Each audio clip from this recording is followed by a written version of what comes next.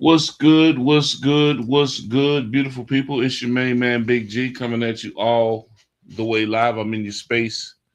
I'm in your face. I'm definitely blessed to be here on this wonderful day. It is June 26th, 2026, here in the great state of Mississippi. We are live at 5 here on the Prime Time Network. I am your host, Big G. And you're now tuned into the delightful and delectable sounds and voice um, of, of course, yours truly here on Industry Talk. Welcome, welcome, welcome, everyone. Welcome to the live. Uh, I'm just checking everything, putting everything in check. Status, making sure that everyone can see us and hear us. Because today, ladies and gentlemen, today we have a very interesting conversation. Very interesting conversation indeed is going to take place on today. My good man, Stephen Gonzalez, is going to be in the building today. Yeah, Stephen Gonzalez. I told you about this before I went on my trip. And we're going to be talking about a couple of things. We're going to talk about his life. We're going to talk about his service. We're going to talk about his creation. He is the founder of Visual. And we're going to get into what that is um, here in just a little bit. So while everyone is tapping in and getting notified, um, yeah, lock us in, tell a friend to tell a friend. Make sure that's happening.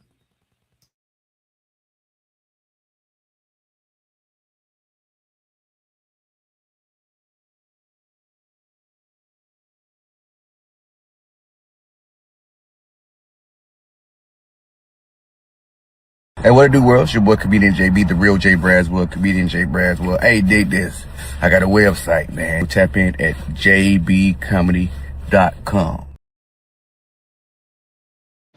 Yes, indeed. Make sure you tap in with jbcomedy.com. My good man, Jarrell Braswell. Um, he may be joining us today.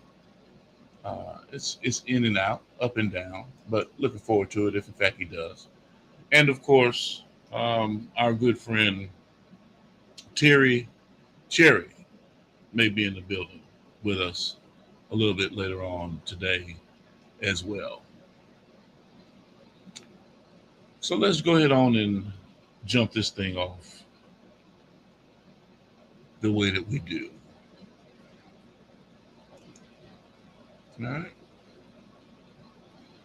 I'm just making sure, don't mind me, I'm just making sure that everything is up. You know, we're streaming across all platforms: Twitch, Kick, IG, LinkedIn, you name it, we're on it. But in the meantime, in between time, you know what I'm saying?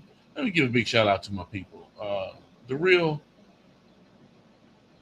the official Miss Jamaica, and my good friend, uh, ECEO. It's about that time we decided we were going to do something a little bit different today, add some different elements to what we already do. It's going down, man. Trying to figure out ways to break the algorithm, man. Make sure you guys like, share, and subscribe to all our channels, all our different platforms. Boss Talk 101, Boss Talk 101 Prime Time. It's crazy. We got to get it done, though. Boss Talk 101, where the boss is talking. Yes, indeed. Boss Talk Podcast 101, Boss Talk Podcast 101 Prime Time, where the bosses talk. We're giving everybody enough opportunity to chime on in with us. I know how this thing goes down. So good evening, everyone. And welcome to another edition of Industry Talk, where we have real conversations with real people whose lives are making real impact. Tonight's guest of course, you know, he's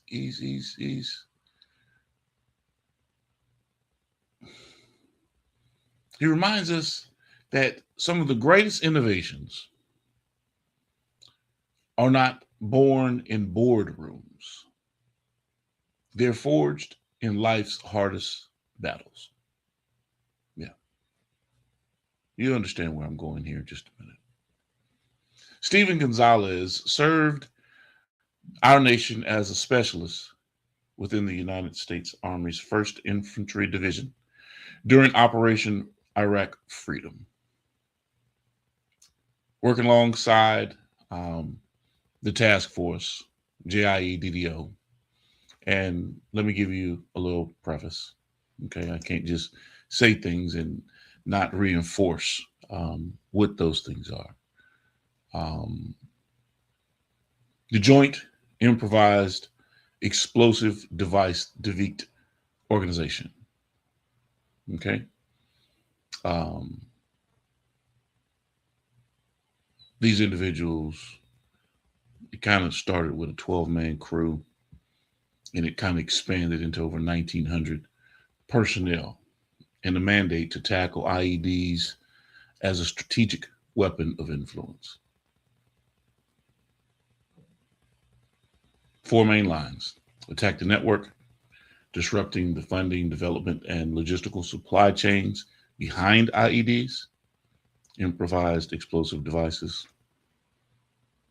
defeat the device, researching, testing, and rapidly acquiring technologies to neutralize bombs and protect warfighters in the field, and train the force, preparing troops with realistic counter IED simulations. Now, I'm not going to give you the whole rundown and the draft of the makeup of that particular group, but just understand that what he was doing was serious business in one of the most dangerous environments of the Iraq War. But like so many veterans, his toughest battles began after he came home.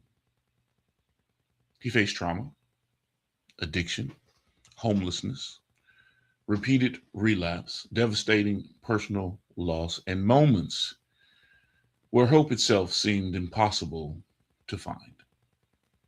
Instead of allowing those experiences to define him, Stephen transformed those things into purpose. Out of that journey came Vigil, VIGIL, ladies and gentlemen, Vigil, a continuity system designed to help veterans and trauma survivors maintain clarity, identity, and stability during the difficult moments between treatment and everyday life. Tonight isn't simply a conversation about military service. It's a conversation about rebuilding identity. It's about surviving when the system isn't enough. It's about turning pain into purpose, and it's about asking one of the most important questions facing our country today. How do we truly support those who have sacrificed so much after they come home? Ladies and gentlemen, if you don't mind, please give a warm welcome to Army veteran and founder of and the visionary behind Vigil, Mr. Stephen Gonzalez. Mr. Gonzalez. How's it going? I am fantastic, sir. How are you? I'm doing wonderful. Thank you for having me on here. I appreciate it. It's amazing. Nah, well, you know, it's not too amazing. It's pretty straightforward and simple. I got a call. Jay Shaw said, "Hey, man, you need to talk to this guy. He's got a great story. He's got some things going on." I reached out. You reached back out. We made contact, and guess what? We are here. Right. Yeah. So it was just that simple. It's not like it was rocket science or something that had to, yeah. But yeah, everybody that's tuned in, tapped in, locked in right now, make sure you share this live. Before we dig too deep off into this conversation, I want y'all to share this live. And thank you, Steve. What would you rather be called? Steven, Mr. Gonzalez. What do you want me to call it? Steve's fine. Steven Wood. You know, I've had many names. Okay. I want to know what to call you. You know what I'm saying? Well, first of all, let me say thank you for your service. I appreciate you.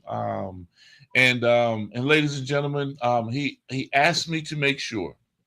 He asked me to make sure that I get this part of the interview right, regardless of what else may be said or what else is going on. He said, for the audience and friends that are out there that are paying attention, that are locked in, if you see his eyes starting to look kind of crazy, if he's off in the distance and they start to wandering or he's looking kind of crazy, hit him up. Hit him up. He may be on the brink of snapping, going a little crazy. He might have a little Tourette's going. I'm not sure what's going on, but this nigga might snap online, y'all. I don't know. You know, I think why he built Visual, but we gonna make sure that we don't hit no triggers, no points of, you know what I'm saying? We don't want to have him to have an instant recall. None of that shit today. See, I be having to walk on eggshells with Jay Shaw, because Jay Shaw, he'll snap. He'll get real, you know. Next thing you know, goddamn G.I. Joe and motherfucking Rambo all in one is ready to come through the damn screen on your ass. So just, you know what I'm saying? I mean, I've been told through mental health professionals that I can't say this. I cannot say this, so I'm not really saying this. You know what I'm saying? This goes out to Jarrell Braswell and the Jonathan Shaw and all of my good military veterans that are out there that have gone through some shit. I understand it, but y'all niggas crazy. I'm just saying, I can't say that. So I didn't really say that, Gonzalez. I didn't really say that. You know what, sir? It comes down to, hey, it's. I'm a firm believer in being able to say what you want when you want. Okay. But they might kick me off this platform because they think I'm bullying or talking. No. Delta Recon, you know what I'm saying? Goddamn the Marines, Force Recon, Army Battalion searching for IEDs and technical strength. Yeah, no. Jay Shaw was going over some of the locations and places that he was touched down in Iraq earlier this morning. No, y'all niggas crazy. Y'all crazy. Yeah. We that was a hell of a way for us to start our morning. We had a video meeting after that. We're like, whoa.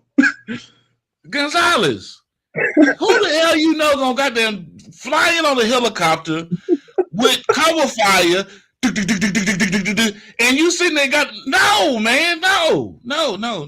Yeah, your ass is puckered up and you goddamn ready. No, you don't know what to do. I'm froze up like a popsicle. You know what I'm saying? And he telling to jump off the goddamn helicopter. No, I'm going back with y'all. Well, I'm going with y'all. Let's get back to safety. Yeah, that's not jumping off the goddamn helicopter. I'm jumping off into the smug. No. For what? Yeah. Man, you know, I was telling Shaw this morning too. I was like, that was a hell of a welcoming party. Yeah. But but Gonzalez, don't hold it against me. I've been told by mental health professionals like Emily Mitchell, Lamont Mitchell, and Kiara Isham that I can't use those types of words. But I'm just saying, man, you know, you got to be a little off to run towards bullets. I think we all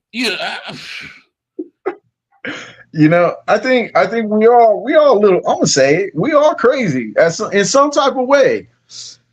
And wait, Gonzalez, you a special kind of crazy, my guy. You are on a joint task force to go hunt down and strategically find and disarm IEDs. Are you out your damn mind? Yeah. So what happened was that I was voluntold. So we have a thing in the military, right? You get voluntold. So it's not you volunteering, but you're told to volunteer. So got Gotcha. You have a choice, but you don't have a choice. Right. So you know, like, but you know, it was a good experience. It was a terrible experience, but it was a good experience. You know, like, okay, we talk about all the time about how the military was some of the best, worst, greatest, shittiest time of our lives. I can tell. I can see. I mean, just by your complexion, it blew some of the black off your ass. I know. You know what I'm saying? Shit, I know you didn't took some wrong steps and be like, oh shit. Yeah. But let's get into it, man. We just having fun. I'm just messing with you, man. But I'm serious. Y'all some crazy niggas, man. It is what it is. But you know, I've seen some crazy moments overseas. I really have. But listening to Shaw this morning, you guys going over some things in today's what I would call after action report, years after action. Yeah, y'all lost y'all damn mind. So take us back, Gonzalez, to your decision to join the Army. What motivated that choice? Well, and look, don't take it the wrong way, but I'm gonna give you the full screen because I want to catch you in full screen mode as we go through this interview. You cool with that? Okay. Yeah, we're good. Good stuff. Can you still hear me? Yeah, I got you. Wonderful. Yes, the platform is yours. So talk to me, man. Right. Your decision to join the Army and what motivated that choice. Well, you know, I had a very different upbringing growing up. I left home when I was 13, you know, so I pretty much raised myself. Had no family support, so you know, I ended up in a group home when I turned 16 and was there till I was 18. Went, signed up for the military, for the Army. And then, I turned 18, you know, so I went about my life and forgot all about it until one day my life was kind of turning upside down. So didn't have many options. I was either going to end up dead or in prison. So a recruiter showed up that I engaged with prior to that, and he went to my hometown. My aunt showed him where I was. Dude gave me an option. He was all like, I want you to think about what you're doing right now. What do you got going for you? And he was like, think about it. And I was like, not a damn thing, honestly. He was like, what's holding you back here? Nothing. And he was like, get in the car. He was all like, in 24 hours, you'll be in basic training. So I made that choice. I jumped in the vehicle. 24 hours, I was in a plane to Fort Jackson, South Carolina, and was in basic training, not knowing what the hell I was getting myself into. So it was definitely an experience, man. And okay. So well, I don't want to fast track past basic, you know. But I do want to get into what we're talking about, right? Yeah. So what was daily life like serving with the 1st Infantry Division during Operation Iraqi Freedom? What was that like? You know, it was definitely different. You know, the whole atmosphere shifted as soon as we hit ground. Like, again, as we talked about this morning with Shaw on his YouTube channel. You know, that military point of view. You guys make sure you guys check it out. Some good shit there. Hold up, man. Stop trying to drop little shameless plugs for people, man. We ain't on here dropping commercial. You see, you a shop. Hey, man, look, man. That's my brother. I appreciate the plug, but we talking about visual. We talking about Steve. He over here dropping. Shaw, you see this? He over here trying to drop commercial plugs for his side point of view. Ain't that so? I appreciate that. Go ahead, man. Go ahead. But it all ties together though, because you know it was at this point, you know, deploying to Iraq is where me and Shaw developed a bond. You know, like it really strange. Shaw had my back in a lot of situations, and Shaw's always been one of those guys that he's there for you 100% once you're locked in with him. The loyalty is beyond anything that I've ever experienced.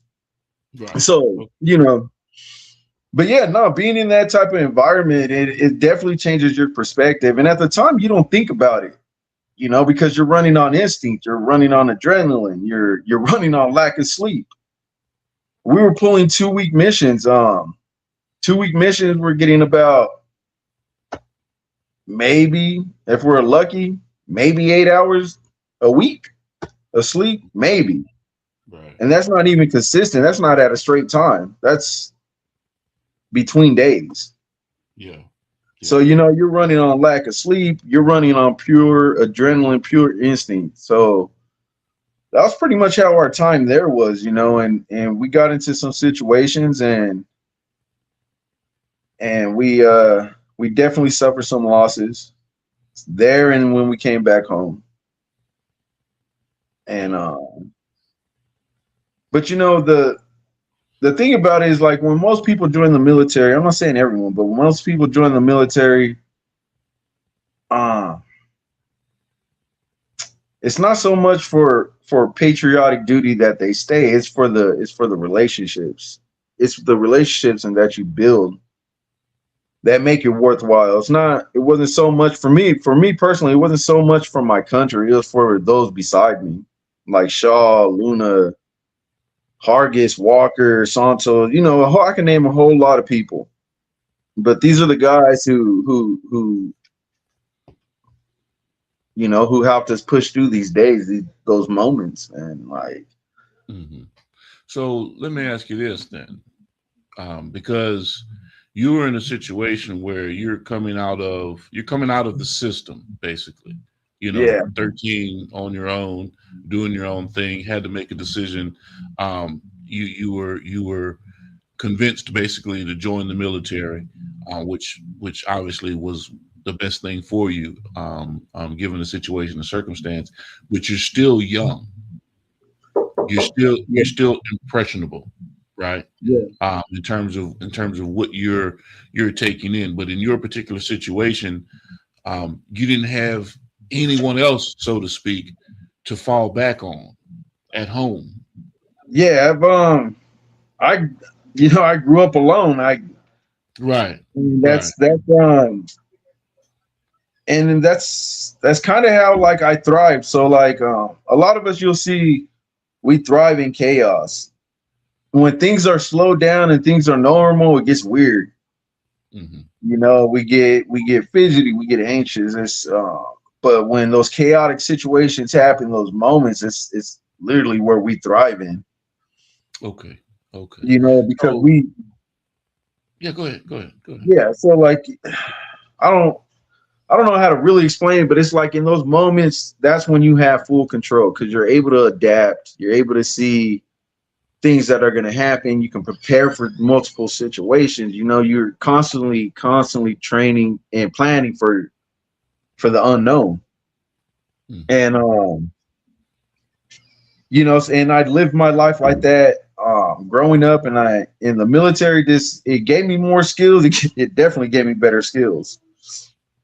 And growing on after, and dealing with I didn't even know I had PTSD until years later. I just thought, it was all masked anyways by the drinking, then the drugs started, and then my life started spiraling out of control. I lost my family multiple times. Okay, hold on. You're trying to fast track us before we get into all of that, because I mentioned it in the opening, and I guess you're drawn towards that part of the conversation, but we have to get to what puts you there. You see what I'm saying? Let's talk about how you got into that position. You know what I'm saying? Because stressful situations like working on that task force and doing what you were doing. You have leadership, you have responsibility, you have your comrades' lives in your hands because of the job that you're being tasked to do. But like you said, you still saw losses of life in combat overseas. Yep. Things that you don't want to see, but things that you hear about and things that you witness and things that you are part of that stay with you for the rest of your life. Oh yeah, for sure. So I'm recycling back to that. My first mission, our first mission that we went on, we're setting up a COB, which is a command outpost base. All right. And this is like a satellite base, basically.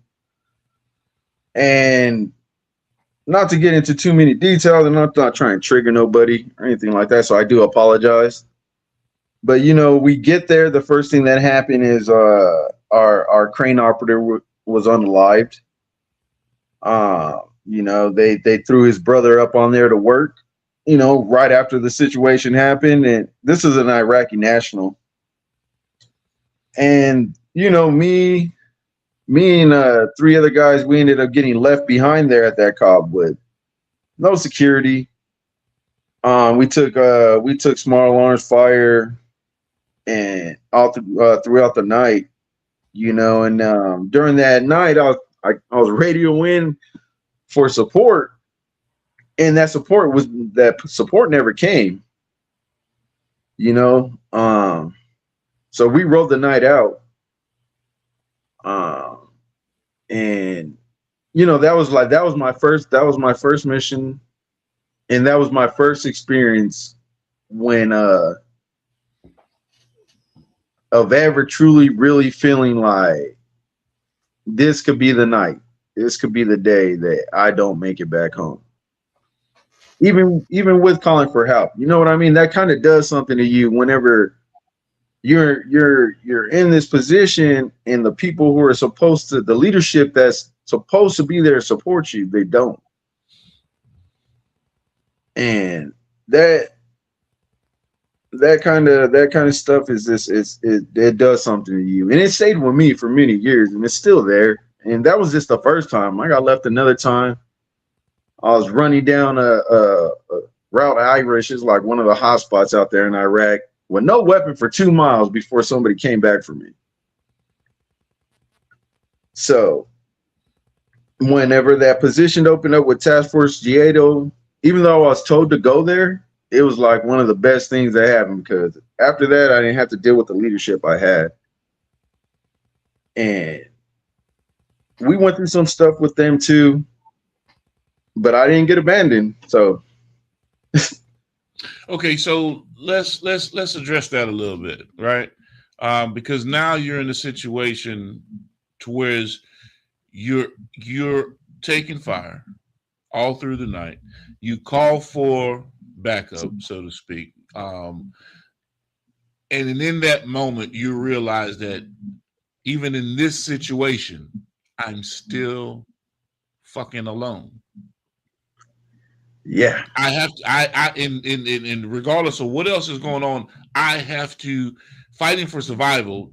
That's the least of my worries, because I have no choice in this matter. I have to defend myself, because there's no telling when help is really going to come. So my life is basically on the line. That's the only thing you could be thinking about at that time. Process in less than a second, because if you sit there stuck in it, you're gonna die. You have to be on point, paying attention to covering your ass and the other two individuals, because you said just three of you, in that particular situation at the COB. So now, once you get back into a safe situation, because none of the situation was safe at any given point in time, but in a safer situation, what was the thought process then? How were you looking at your supervisors? You say you moved to the task force, but still running up against some issues. What was the working order of how your brain processed things moving forward?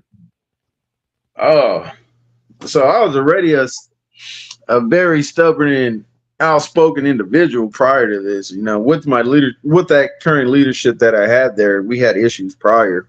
It's because I'm a firm believer in, your actions speak louder than your words. Like, you can say something all day, but if you can't show it, yeah, you shouldn't be telling me nothing.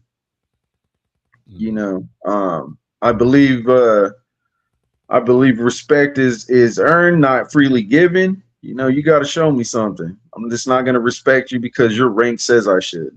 You got to show me why. And I don't know. And again, like during those times, and especially after that, I didn't really have time to process it, you know, because we're constantly busy. We stayed busy. Right. So you don't really have time to process all this stuff that's happening to you. And, you know, it doesn't really show up until later. Okay. So let's talk about the later. Let's get into the later a little bit. When you come home, right? Because we're gonna go back. I'm gonna backtrack.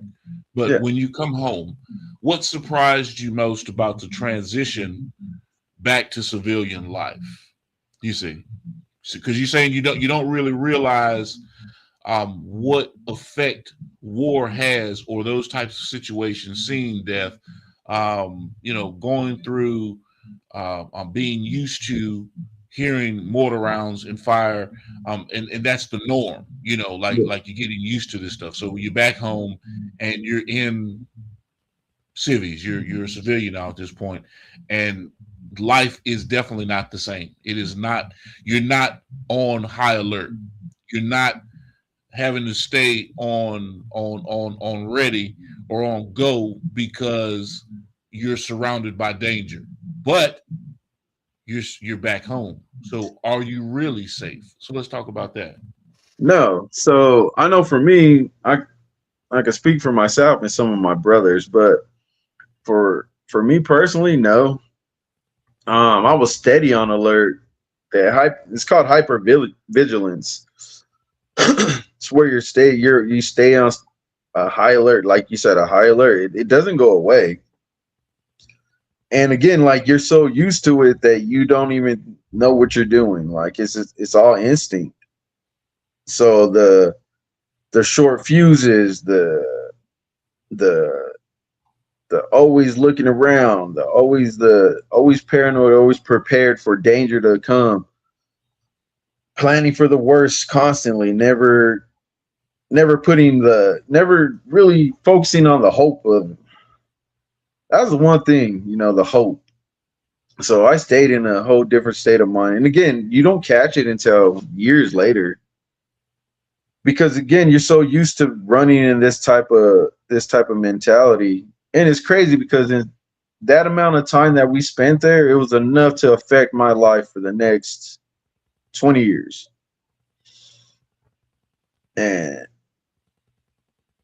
But it didn't go away, you know, like I was always constantly watching my surroundings, checking people, making sure, always prepared for an attack. I think the worst things when I came back, and when most of us came back, was when you're driving down the road and a piece of trash flies across the highway or the road, and you start getting your anxiety starts skyrocketing from a piece of trash. So explain that a little bit. So out there in Iraq, the Iraqis used to bury IEDs and stuff under trash. So, you know, when you see objects, trash or whatnot laying in the road, it's more likely than not it has an improvised device under it. Right. And so, you know, and it's that type of alertness that you have to maintain when you're out there, that it really follows you back when you come home. So okay, and thank you for explaining that, because a lot of people might not understand how something so small, so subtle, could actually be something so devastating and catastrophic if in fact you're not on alert and vigilant and paying attention. You know, and that could be within a split second, you know. So you always having to be on the lookout as you're driving, convoys moving, whatever the case may be. Anything's possible. So you speak openly about addiction, Yeah. homelessness. I'm not saying that you talked about the suicidal thoughts. I didn't mention anything like that, but um, why was it important for you to be open and honest about your story and telling your story? Why is this important? Let's get to that part of it for you and Yeah. for other individuals that are looking to utilize the visual system, because we're going to Yeah. start talking about visual here in just a minute. Okay. So I worked as a peer support specialist for a few years, about 4 years, Okay. and doing that, I was able to interact with a variety of individuals. Most in recovery. Some of them are coming out of prison, but in readjusting to life. But we had veterans, and I was a veteran myself, and but I found that the peer support program is really great because you're able to really relate to someone based on your experiences. Hmm.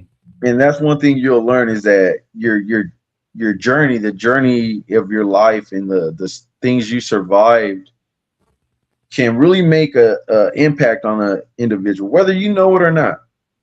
Right. They can really make an impact on someone's life. You never know what someone's going through. You never know how your words or your survival or your ability to overcome a situation it can really relate to someone else, and how they can take that and use it to better themselves, their life, their situations. Just by simply sharing your experiences, it definitely makes a difference in someone's life. And again, it's not something you'll more than likely you'll ever know, but sharing the story, and sharing your background, it's a really important thing, not just for others, but for yourself, because it allows you to get to process some of those emotions and some of those traumas that you've experienced. So, Okay. So you became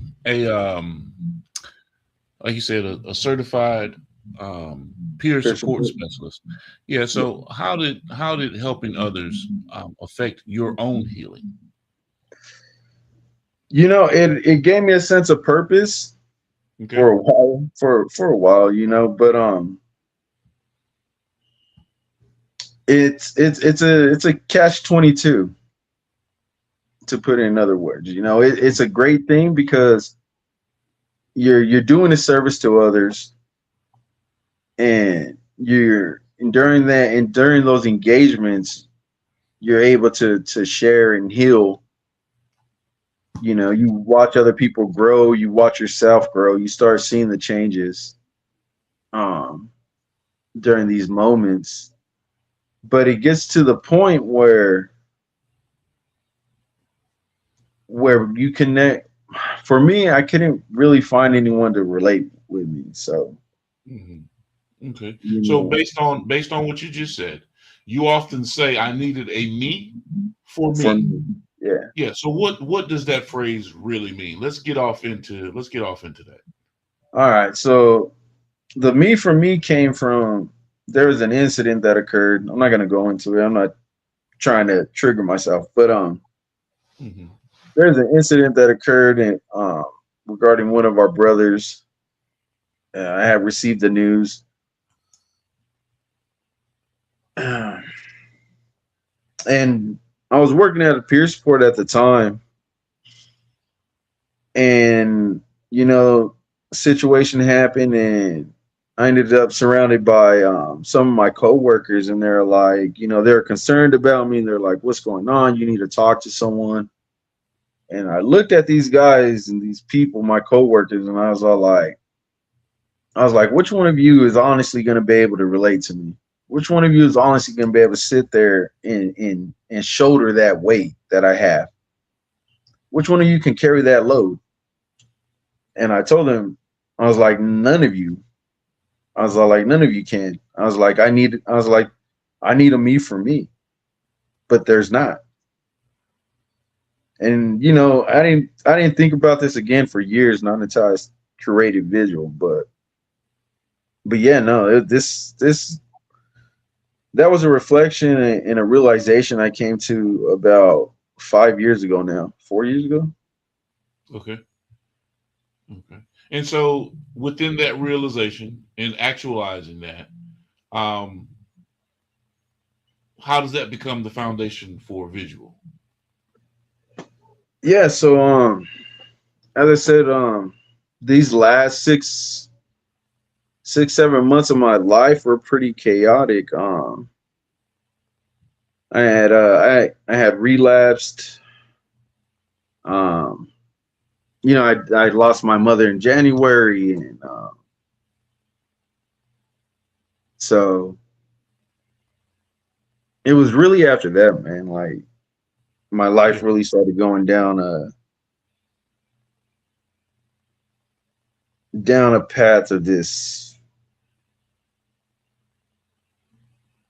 I was just done. I was tired, Okay. and I just wanted some peace. Yeah.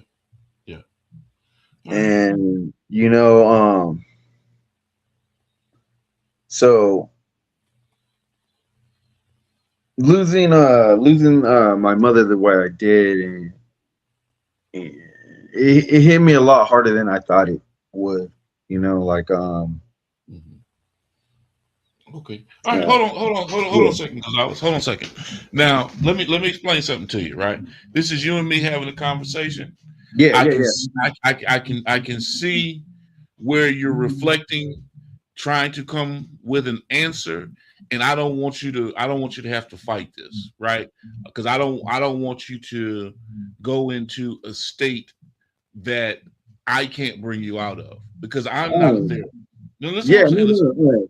I'm I not a therapist. appreciate that, but Yeah, because I you want know, you to, this is what I want to do. I want you to talk to, and we're going to reschedule some stuff because we're not done. You know what I'm saying? yeah, Because I want to talk about Vigil, but I want you to talk to Emily Mitchell. I want you to talk to a Kiara Isham, so they can sit there and give you what you need on the therapist side of it. Not to say that you need it. I'm just saying in terms of having that conversation. Because you and me, you and I, that's just brothers having conversation, right? yeah, yeah.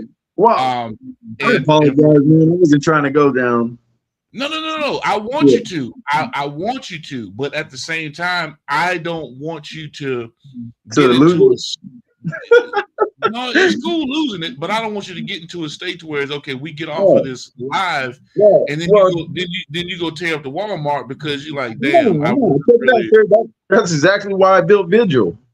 right. Okay, yeah, You know, yeah, no, that's I wouldn't be talking about this if I didn't feel comfortable enough to process and handle it. Because again, this is a different. but you're still human, Gonzalez. Okay, now, Oh, okay, you just like you are just like every other man that's out there, and I fall into the same position. I want to play the tough guy role, oh right? no, I'm not a tough guy by any means. No, not okay. Not say tough guy, but put on the face. I want to Yeah. put on the face, Oh but no, at no, the no. same time, I'm still hurting. You know, Yeah. and I don't want you to really see me hurting, but I'm really fucking hurting over here, and I'm trying to explain to you what I'm going through. And I guess tough guy role is just what I'm saying because of the bravado but I'm talking about the hurting, the pain, and Yeah. I can see it. I don't know if Oh yeah. anybody else is paying attention, but I Yeah. can see it as you're talking about it. It's not easy. It's not easy talking about loss. It's not easy talking about your friends that have lost their lives, or being in situations to where you've seen your friends lose their lives. I mean, close brothers and sisters in arms, or even Yeah. more so, coming home and not having the assistance in the therapy or the conversation that you need, and you see individuals go down that road of addiction or Yeah. contemplating suicide. They end up in homelessness types of situations because they don't know how to cope or deal with what they're dealing with. You just so happen you learned how to deal with it. Exactly. You learned how to deal with it, and you've created that system for. And you say, "I need a me for me," and you're talking to therapists. You weren't in the military. You can't tell me what I experienced. You can't carry this burden. So I understand exactly what you're saying. So when I see you, you know, especially when you start talking about mom passed, and that in itself was just another level of grief that you weren't ready to deal with, compounded with everything else that comes, right? I'm not. But you know that I'm sorry to cut you off, but you know that's life, man. You know, at the end of the day, that's life and that's reality, right? And it's again, that's something that everybody struggles with, and we all have to deal with, right? And again, this is touching back to Vigil. This is what it was made for, because as I was going through all this, I realized that support is not a continuous thing. You know, it's a matter of convenience. Not to be a dick, not trying to sound like people don't care, but people have lives. They got lives, they got other obligations. So that constant support is it's a matter of convenience, you know, and support is not always going to be available in those moments when it really counts. Right. You know, because when you're sitting there, 1, 2, 3, you know, and all those thoughts are flooding. Yeah. Most people are asleep. Most people are working, you know, people got lives. And unfortunately, you know, there's situations that don't require a crisis team. Yeah. There's situations that do not require a crisis team. I've been affected by that. Maybe not for the normal man, but let's keep it 100. Let's keep it real. Let's keep it real. You've gone through military training, whether it's Army, Navy, Air Force, Marine Corps. I don't know about SpaceX, but you know the core. You know the core branches that we're the traditional core branches that we're familiar with. Every last one of those individuals, whether you realize it or not, are trained to kill. Yeah. Oh yeah. That's not normal. That's not a normal civilian. Yeah, no, it's not. So we're saying, you know, hey man, no, that is not normal. So how you handle and talk to this individual, or how you position yourself to be able to talk to this individual, is totally different, because the mindset is totally different. Yeah, and that's the issue with that's the issue now, because so many programs are geared towards that one size fits all, that one size shoe fits all, and that's not the case. Like, that's right. Not at all. You know, it's not reality at all, because what works for 100 people is not going to work for another 100. Yeah, and that's math. It's averages. It's you know, but they do their best. People are doing the best they can with what they got.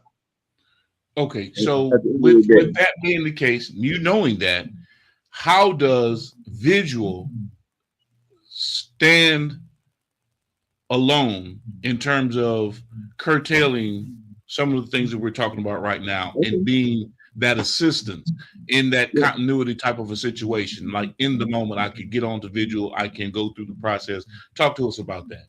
And the importance of what Vigil provides for individuals, and not just military veterans that are going through PTSD and high stress situations. Please explain. Yeah. So what separates Vigil from all the tools that are out there now is that Vigil focuses on the individual. On the individual. It's not the masses. You're never gonna experience the same interaction anyone else does. You know, like it's geared towards you specifically. What works for you, even as far as the tones and the dialect of the interaction will be catered to you only. So it's effective and it's able to reach you. So, and that's what Vigil does. It maintains that constant presence. So it's a system that's never going to leave you. It's always there for you. Don't matter what time, what you're going through. You're always going to have support. And it's just there as a tool, though. You know, it's not a medical professional. It's not a psych. All Vigil does, to put it in simple terms, it's your true reflection. So Vigil is designed to help bring you back to your identity. To your identity. No one else's, nothing, no fucking the other guy, this person over here. No, yours. So all the tools, the strengths, and the values that you have and that we sometimes lose sight of over time and through trauma and events in life, Vigil helps you get that back. It helps you see that through the interactions. It helps you see that the struggles you went through, the trauma that you survived, all those were because of your strengths and your core, your principles, your values. All those things played a part in you getting to that part in life and surviving all that, which is what we forget. We tend to forget how strong we are, and we start looking at things like, so I always had a viewpoint of, oh, I've been through worse. I can fucking get through this. And it's kind of a shitty way to look at life, you know, like, oh, I've been through worse. And so when you come up on a situation or a life event where it's a struggle and you're telling yourself, oh, I've been through worse, so this ain't shit, but you're not really dealing with it. You're running away from it. You're not processing it no more. And you lose sight of those tools, and you lose sight of the tools, the values you have, and the strengths that allow you to fucking surpass that event. Vigil reminds you of that. Vigil shows you who you really are. And again, it's made to be used adjacent to psychiatrists and facilities and real human support, because we all need that human interaction. We do. We're social people. So Vigil is simply there to stand guard, to stand that watch when it's not readily available. So you're never alone. Okay, so let me ask you this question, Mr. Gonzalez. How many veterans do you believe are surviving today instead of truly living because the support system ends too soon?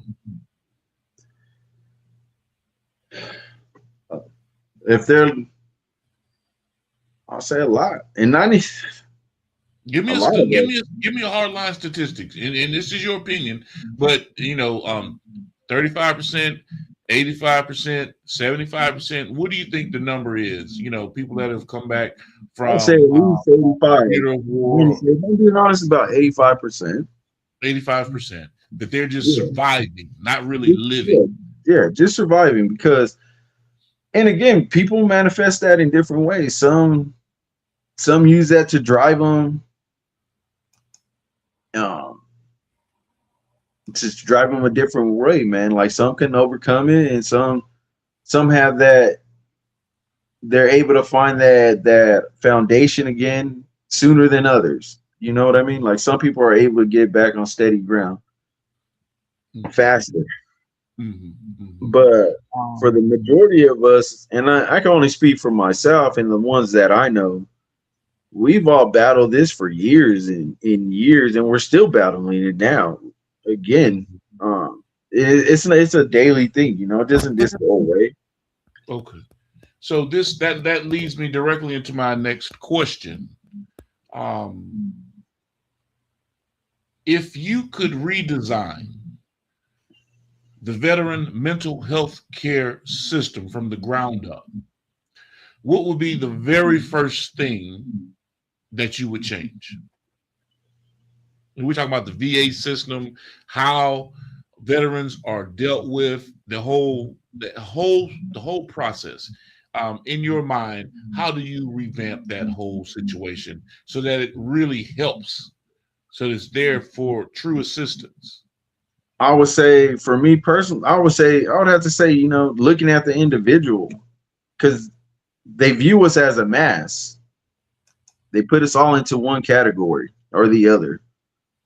We're not looked at as individuals anymore. We're not looked at as our individual situations. We're put into one group or another. And they loses sight on that. And again, it's not from the lack of the intent of them trying to do their best, but it's just that it's not readily available, like it's not there yet. Okay, so I'm not gonna let Unc off like that. Right? You letting Unc off. So let me ask you this one. When I say Unc, I'm talking about Uncle Sam. Yeah, I know. So, why do you think our nation does such a remarkable job of preparing a soldier? They spend millions, they put millions of dollars into each individual soldier, right? To prepare them for war, to prepare them and to brainwash them in a sense, to go out there and run through a brick wall for their country. And at that point, like you said earlier, it becomes about brotherhood. So it's no longer about that over there. It's about us protecting each other, having each other's back, building that loyalty and that system out here in the field, right? Yeah. But the struggles to prepare them for life after service is deplorable. Why is that? I think it just comes down to numbers. They know that they can cycle through others. So we just get kind of forgotten. That's kind of harsh, Gonzalez. It is, but it's facts. We're replaceable. Wow. Okay. I wasn't expecting that answer.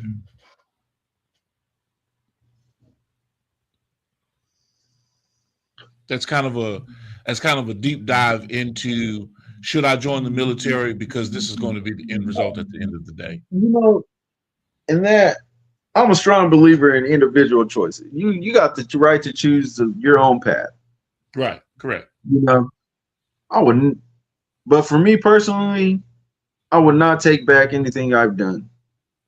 My experience there allowed me to grow and be the person who I am now. It allowed me to grow and experience and get to this point where now I created a tool that's gonna give that assistance, that support. Had I not experienced none of that, I wouldn't be sitting here talking to you right now.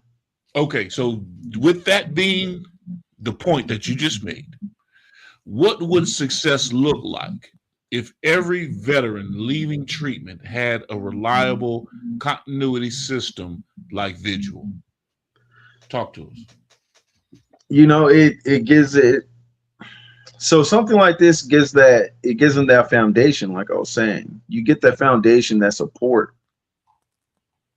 And again, like touching back on that toughness, that bravado, that macho-ness. We get so stuck in that way of thinking, like, oh, well, we gotta suck it up, drink water, and drive the fuck on, we gotta deal with it.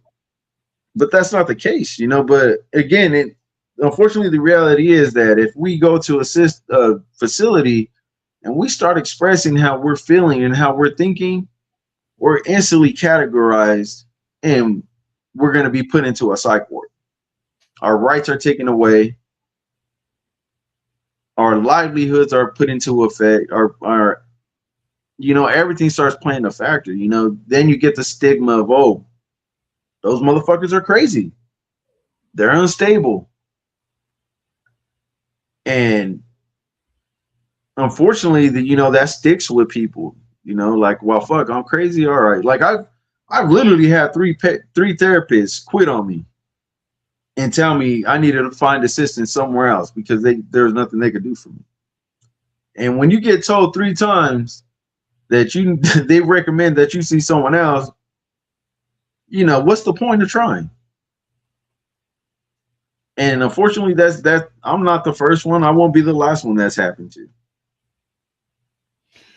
Okay, so here at Industry Talk, and I'm not just utilizing Industry Talk as the platform, just us as brothers, us having conversation, us getting on the phone or getting on this squawk box virtually and having these conversations. Um, because Shaw will tell you with me, it's not even about being on this thing. I'll talk to you off camera as often as I need to, and when we'll be a part of your support network. All you got to do is call, and I answer. Right? That's because that's the relationship I want to build with you, knowing that, hey man, somewhere along the line, you have to have some semblance of understanding of what our veterans are going through, and not so much just the veterans, because I'm talking about a veteran situation right now, individuals that have gone through wartime situations, but humanity and what humanity goes through. Because you say also that it's not just for, you're realizing that it's not just for disabled veterans or individuals that are going through it. It's for anybody that needs that assistance. Yes. Yes. I got I have my daughter. My daughter just showed up right now, so she's staying with me for the summer. But my daughter, she's gone through some losses recently, first with her grandmother, then with her grandfather. And I'm not saying I'm the best father. I'm not saying I'm the worst. But what I'm saying is, like, there's a moment when she reached out to me and I couldn't be there physically for her. It just wasn't going to happen. And the only thing I can offer her was Vigil. And that's a hard thing for any parent. Is to not be there physically for your children. But I was able to give her this system, and it helped her. She engaged with Vigil. She shared her thoughts with it. She got her input back, and she was able to make some strides to work through that. And she's 15 years old. Never been through the military, never been through real trauma, nothing like that, nothing major. But the loss of two grandparents is a pretty huge impact within a year time, And so again, it's for anybody, it doesn't matter you served or not. It's just something that's for you. Okay. So how about we do this? And I'm going to ask you this question. Yeah. Can we, because, whether you realize now, we've been talking for an hour. Yeah, I just seen it right now. Yeah, you might not sing like we've been talking for that. We've been talking like, when the conversation's good, man, it just flows like that. Yeah. But I want to bring you back so that we can chop it up and get more into Vigil. Into Vigil, get into your life, get into your story some more, and really bring it full circle. If you don't have a problem with that. Nah. Okay, good.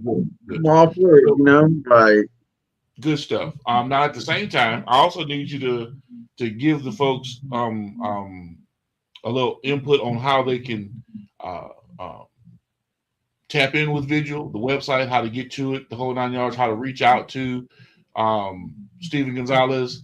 Give the people some background on how to reach out to you, your social media and your website, Vigil. Yeah. So we do have a live Facebook page right now, and you'll be able to find the link to Vigil on there.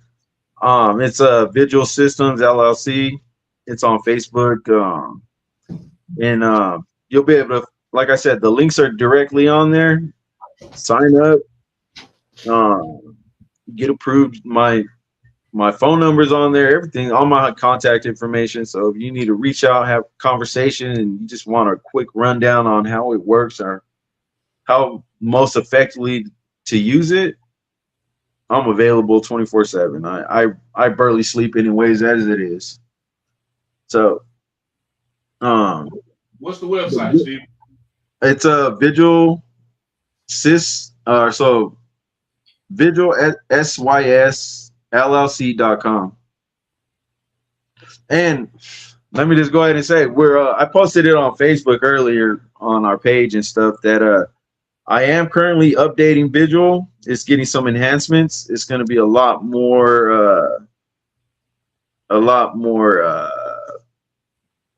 of an experience. Let me just say that.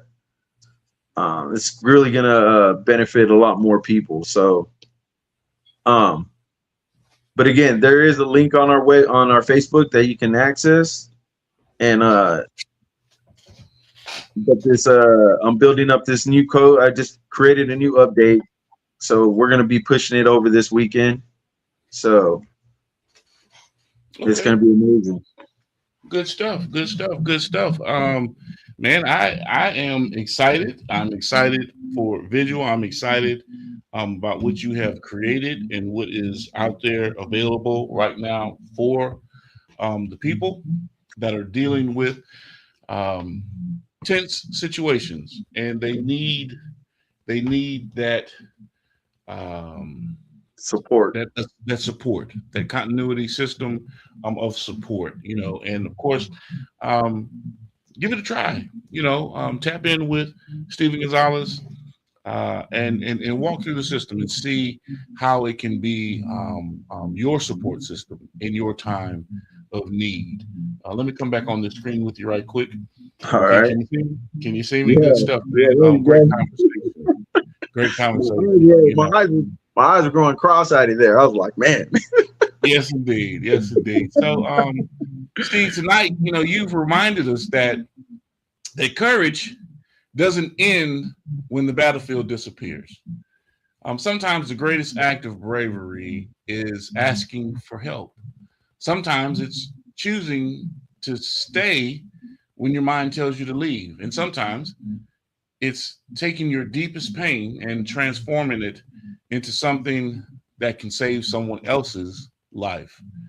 Your journey is one of service, sacrifice, resilience, and innovation. Visual wasn't created from theory. It was created from lived experience. And that makes its mission deeply personal. Thank you for your service to our country, for your honesty, and for continuing to fight for veterans and others who may feel forgotten. To everyone watching tonight, remember this: healing isn't weakness. Asking for help isn't surrender. And your story isn't over simply because you've endured difficult chapters. I appreciate you, Brother Gonzalez, and we'll see you next time on Industry Talk. Stay safe, keep building, and continue making an impact in your community. I appreciate you, Brother Gonzalez, and to everyone that has been tapped in with us today on Industry Talk. Y'all know with me, it's always about health, wealth, wellness. Man, stay dangerous. What's good, beautiful people? It's your main man, Big G. And this is my personal invite to all of you to join me on Industry Talk on the Prime Time Network daily at 5 p.m. Central Standard Time, where I get into great conversations with entrepreneurs, artists, industry leaders, you name it, we bring it to the table. So make sure you tap in with us, lock us in, tell a friend to tell a friend to tell a friend.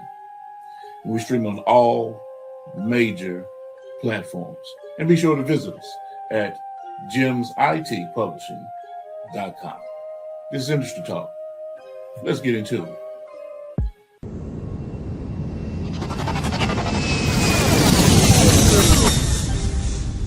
Motion.